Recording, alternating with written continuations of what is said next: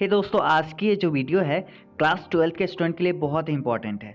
आज की इस वीडियो में हम लोग बात करने वाले क्लास 12 के हिंदी 50 मार्क्स के कुछ इंपॉर्टेंट क्वेश्चन के बारे में। अगर बात करें शॉर्ट क्वेश्चन की, तो शॉर्ट क्वेश्चन में हम लोग का हिंदी 50 मार्क्स में बहुत सारे क्वेश्चन पूछे जाते हैं। जो भी क्वेश्चन आपके बोर्ड एग्जाम में आ सकते हैं वो सारे क्वेश्चन जो है गारंटी जो है 100% इसी में से पूछे जाएंगे। यहाँ पे सारे क्वेश्चन को बताए गए हैं जो कि इंपॉर्टेंट है। सारे क्वेश्चंस को ले लिए गए हैं। यहाँ पे बहुत सारे क्वेश्चंस आपको बताए जाएंगे आज इस वीडियो में, तो आप लोग बस वीडियो को लास्ट तक देखिए और कोशिश करिए साथ में याद करते हुए चलिए, ताकि आप लोग को इस वीडियो से फ़ायदा मिल सके। यहाँ पे जो है गेस जो है एजुकेशन बाबा के द्वारा गेस किया गया है, मतलब 100% इंपॉर्टेंट तो होगा ही, साथ में जो है ये बोर्ड एग्जाम के लिए गेस किया गया है, VVIO बोर्ड एग्जाम, मतलब ये सारे क्वेश्चंस आपके बोर्ड एग्जाम में इसमें से पूछे जाएंगे। तो ये तो तय है। अभी जो है बस आप इस वीडियो को एक लाइक कर दीजिए और जो है अगर चैनल को सब्सक्राइब नहीं किए तो सब्सक्राइब कर लीजिए, ताकि ऐसे वीडियोस आपको मिले अगले बार। सो सब्सक्राइब करके बेल आइकन को ऑन कर लीजिए। तो हम लोग बस चलते हैं, यहाँ पे पहला क्वेश्चन से स्टार्ट करते हैं। पहला क्वेश्चन हमारा क्या बोल रहा है, पंच के जवान से कौन बोलता है? पंच के जवान से कौन बोलता है? तो आंसर क्या है, पंच की जुबान से ईश्वर अर्थात खुदा बोलता है। ये जो है पंच परमेश्वर चैप्टर से लिया गया है, जो कि पदखंड में हमारा आता है। पंच की जवान से कौन बोलता है, सॉरी ये जो है पंच परमेश्वर जो है ये गदखंड से आता है। गदखंड में हमारा पहला चैप्टर आता है पंच परमेश्वर। पंच की जबान से कौन बोलता है, पंच की जुबान से ईश्वर अर्थात खुदा बोलता है। इतना अगर लिख देते हैं अगर शॉर्ट क्वेश्चन में, तो उतना काफ़ी है हमारे लिए, 1 मार्क्स आ जाएगा। फिर हमारा अगला क्या है, जुम्मन की पत्नी का नाम क्या था? 2 नंबर क्वेश्चन क्या है, जुम्मन की पत्नी का नाम क्या था? तो आंसर क्या हो जाएगा, जुम्मन की पत्नी का नाम करीमन था। तो अगला फिर क्वेश्चन क्या है, 3 नंबर क्वेश्चन हमारा बोल रहा है जुम्मन के पिता का नाम क्या था? जुम्मन के पिता का नाम क्या था?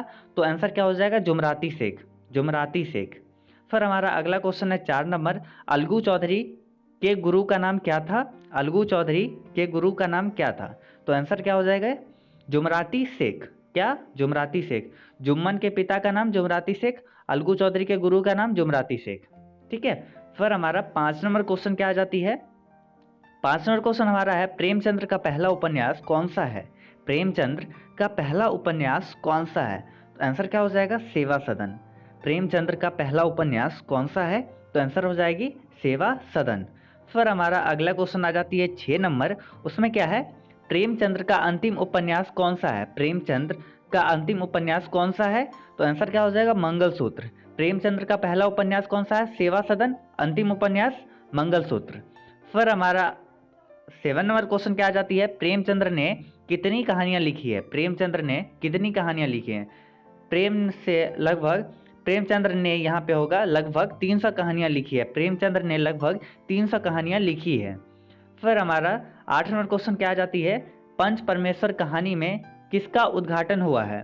तो आंसर क्या हो जाएगी, पंच परमेश्वर कहानी में जीवन का जीवन सत्य का मार्मिक उद्घाटन हुआ है। पंच परमेश्वर कहानी में जीवन सत्य का मार्मिक उद्घाटन हुआ है। फिर हमारा 9 नंबर क्वेश्चन क्या आ जाती है, 9 नंबर क्वेश्चन यहाँ है, पंच के पद पर प्रतिष्ठित व्यक्ति किसके प्रति उत्तरदायी होता है? तो आंसर क्या हो जाती है, पंच के पद पर प्रतिष्ठित व्यक्ति जाति धर्म संबंधों से सर्वदा मुक्त न्याय के प्रति उत्तरदायी होती है। क्या चीज़, पंच के पद पर प्रतिष्ठित व्यक्ति जाति धर्म और संबंधों से सर्वदा मुक्त न्याय के प्रति उत्तरदायी होते हैं। फिर हमारा 10 नंबर क्वेश्चन क्या आ जाती है, 10 नंबर क्वेश्चन है यहाँ पे, प्रेमचंद्र प्रेमचंद्र की कहानी में उसकी चिंता के केंद्र में क्या रहा है? प्रेमचंद्र की कहानी में उसकी चिंता के केंद्र में क्या रहा है? तो आंसर क्या हो जाएगी, प्रेमचंद्र की कहानी में उसकी चिंता के केंद्र में सदैव शोषित पीड़ित और उपेक्षित मनुष्य की मुक्ति रहा है। फिर हमारा अगला क्वेश्चन क्या आ जाती है, 11 नंबर क्वेश्चन क्या है यहाँ पे, लेखिका ने गौरा की मृत्यु के पीछे, अब हमारा कौन सा चैप्टर आ गया, गौरा चैप्टर, जो कि हमारा सेकंड चैप्टर आ जाता है। तो ये क्या है, लेखिका ने गौरा की मृत्यु के पीछे मनुष्य के किस प्रवृत्ति को उजागर किया है? आंसर क्या हो जाएगी, लेखिका ने गौरा की मृत्यु के पीछे मनुष्य के अंधस्वार्थ लिप्सा को उजागर किया है। क्या चीज, अंधस्वार्थ लिप्सा को उजागर किया है। फिर 12 नंबर क्वेश्चन क्या आ जाती है, 12 नंबर क्वेश्चन हमारा है, ग्वाला ने गौरा को गुड़ में सुई मिलाकर क्यों खिला दिया? ग्वाला ने गौरा को गुड़ में सुई मिलाकर क्यों खिला दिया? गौरा जो थी एक गाय थी, उसको जो है ये ग्वाला सुई खिला के क्यों मार दिया? तो गौरा जब से दूध देने लगी थी, वो गाय जब से दूध देने लगी थी, लेखका ने ग्वाला से दूध लेना छोड़ दिया था। तब से जो है लेखका उससे दूध ही नहीं लेते थे। अब जो है क्या है, लेखका पुनः ग्वाला से दूध लेने लगे, इसलिए उसने गौरा के गुड़ में सुई मिलाकर खिला दिया। फिर हमारा 13 नंबर क्वेश्चन क्या है, 13 नंबर क्वेश्चन है गौरा कैसी थी? तो गौरा प्रियदर्शनी थी, बहुत अच्छी लगती थी, प्रियदर्शनी थी। फिर हमारा 14 नंबर क्वेश्चन क्या आ जाती है, महात्मा गांधी गाय को क्या कहते थे? महात्मा गांधी गाय को क्या कहते थे? गाय करुणा की कविता है, ऐसा महात्मा गांधी कहते थे। गाय करुणा की कविता है, ऐसा महात्मा गांधी कहते थे। फिर हमारा 15 नंबर क्वेश्चन क्या है, गौरा या गौरांगनी कौन थी? गौरा या गौरांगनी कौन थी? तो आंसर क्या हो जाएगा, गौरा या गौरांगनी एक गाय थी। गौरा या गौरांगनी एक गाय थी।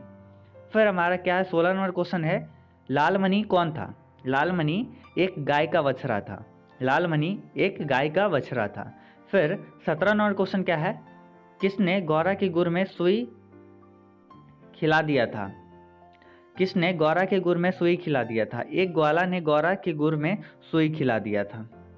किस लिए? कि ये जो है लेखका फिर से उससे दूध लेने लगे। फिर 18 नंबर क्वेश्चन क्या है, गौरा किस साहित्य विद्या में है? गौरा किस साहित्य विद्या में है? गौरा महादेवी वर्मा का रेखा चित्र है। फिर हमारा 19 नंबर क्वेश्चन क्या आ जाता है, लेखका को गौरा किसने दिया था? लेखका को गौरा किसने दिया था? तो लेखका को छोटी बहन से गौरा मिला था। ये जो है हमारा पंच परमेश्वर चैप्टर, और फिर अगर बात करें गौरा, इससे जो है ये दोनों चैप्टर से अगर बात करें शॉर्ट क्वेश्चन वो ज़्यादा पूछे जाते हैं, ठीक है। और जो बाकी जो है 3 चैप्टर वो सबसे कम पूछे जाते हैं। फिर हमारा अगला क्वेश्चन क्या है, 20 नंबर क्वेश्चन हमारा है, मंगर का कद्र सभी क्यों करते थे? अब ये आ जाती है मंगर चैप्टर से। मंगर जो कि गद्यखंड का तीसरा चैप्टर है। मंगर का कद्र सभी क्यों करते थे? आंसर क्या है, मंगर मेहनती और ईमानदार था। उसकी मेहनत और ईमानदारी के कारण सभी उसका कद्र करते थे। किस लिए?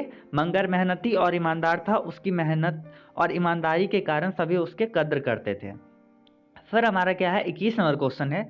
21 नंबर क्वेश्चन क्या है, लेखका अपने को टूअर क्यों कहा? लेखक अपने को टूअर क्यों कहा है? आंसर क्या है, लेखक के माता पिता बचपन में ही मर गए थे। क्या चीज? लेखक के माता पिता बचपन में ही मर गए थे, अतः लेखक अपने को टूअर कहा है। लेखक अपने को टूअर क्यों कहा है? तो ये है मंगर चैप्टर से लिया गया। फिर हमारा 22 नंबर क्वेश्चन क्या है, 22 नंबर क्वेश्चन हमारा है, मंगर किस वेशभूषा में रहता था? मतलब वो जो कैसा दिखता था? मंगर हमेशा कमर में भगवा लपेटे रहता था, एक गमछा होता है वो लपेटे रहता था। फिर हमारा क्या है, 23 नंबर क्वेश्चन है, मंगर कौन था? मंगर लेखक बेनीपुरी जी का स्वाभिमानी हलवाह था। कौन? हलवाह था, जो हल चलाता था। फिर हमारा 24 नंबर क्वेश्चन क्या आ जाती है, 24 नंबर क्वेश्चन है हमारा, मंगर का स्वभाव कैसा था? मंगर का स्वभाव कैसा था? मंगर का स्वभाव रूखा और बेलौसी था। फिर हमारा 25 नंबर क्वेश्चन क्या है, मंगर बैल को क्या समझता था? मंगर बैल को क्या समझता था? मंगर बैल को महादेव समझता था। क्या चीज? महादेव समझता था, महादेव। ये भी क्वेश्चन इंपॉर्टेंट है। फिर हमारा क्या है, 26 नंबर क्वेश्चन क्या है, भाकौलिया कौन थी? भाकौलिया मंगर की पत्नी थी। ये जो है बस इतना ही जो है मंगर चैप्टर से है। फिर अब अगला क्या आ जाती है, रविन्द्रनाथ टैगोर। फिर अगला क्या है, यहाँ 27 नंबर क्वेश्चन है, रविंद्र बाबू ने अंग्रेजी साहित्य की शिक्षा कहाँ पाई थी? रविंद्र बाबू ने अंग्रेजी साहित्य शिक्षा कहाँ से पाई थी? तो लंदन में। कहाँ पाई थी? लंदन में। फिर हमारा अगला क्वेश्चन क्या है, 28 नंबर है, रविंद्र बाबू किसकी आराधना करके महान हुए? किसकी आराधना करके महान हुए?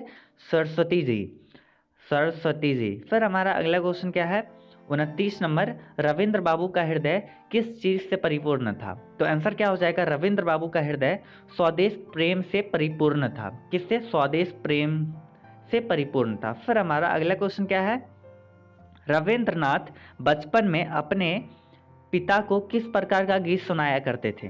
तो पारमार्थिक गीत। किस प्रकार के गीत सुनाया करते थे? तो पारमार्थिक गीत। किसने? रविंद्रनाथ टैगोर ने अपने बचपन में अपने पिता को किस प्रकार का गीत सुनाया करते थे? पारमार्थिक गीत। फिर जो है हमारा अगला क्वेश्चन क्या है, यहाँ पे तो आंसर हो गई पारमार्थिक गीत। फिर अगला क्या है, 31 नंबर क्वेश्चन है, रविंद्र ने किन मासिक पुस्तकों का संपादन किया?